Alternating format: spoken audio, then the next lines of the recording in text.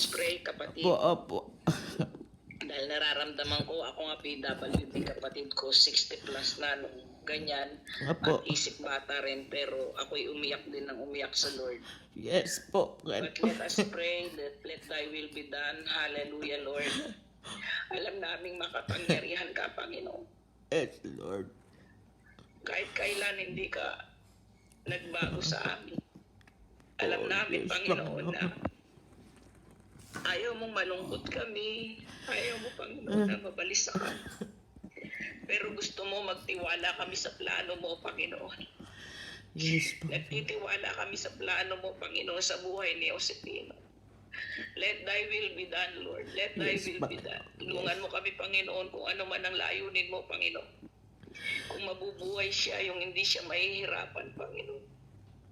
At kung siya ay kukunin mo, Panginoon, tulungan mo matanggap namin. Tulungan mo, Panginoon, kami. Lord, I pray, tinataas ko si Sister Mercy na nagmamahal sa kanyang mga kapatid. Yes, Lord. Sa kahit na anong kalagayan, Panginoon. Opo. Nakikita mo ang kanyang pagmamahal.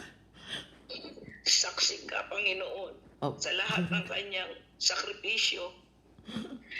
But Lord, tulungan mo kaming tanggapin ang kalooban mo anumang nangyayari, Panginoon. Opo. Right now, Lord, I declare and decree, pwede kang gumawa ng supernatural miracle, Lord. Opo. But we also accept, Lord, kung ano man yung gusto mo. Dahil ikaw ang may hawak ng buhay, Panginoon. Hindi niya alam manalangin, pero sabi mo, Panginoon, tuturuan mo kaming manalangin. Tuturuan mo kaming manalangin. Lord, comfort mo po ang iyong anak. Yes, Lord.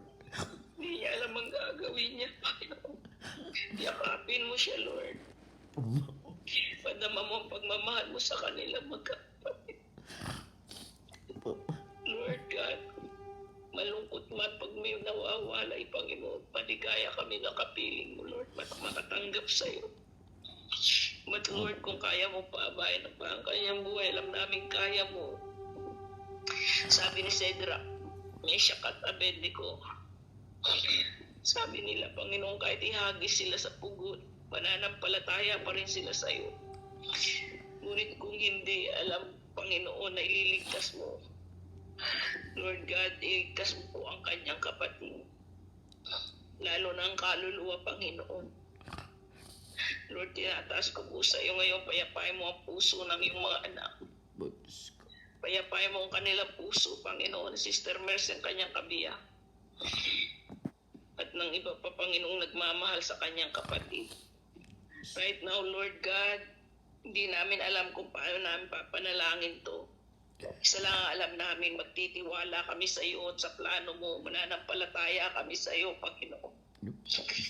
Sa anumang plano at kalooban mo. Because you know, Lord God, mas mataas ang isip mo kaysa sa isip namin.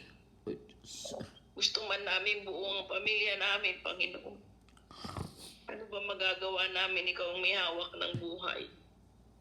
Lord, salamat po. Salamat sa kapayapaang dulot mo, Panginoon. Salamat po, Lord, sa biyaya mo na bago ng bago. Salamat sa buhay ng iyong kapatid ng aking kapatid na ito na nananampalataya sa iyo.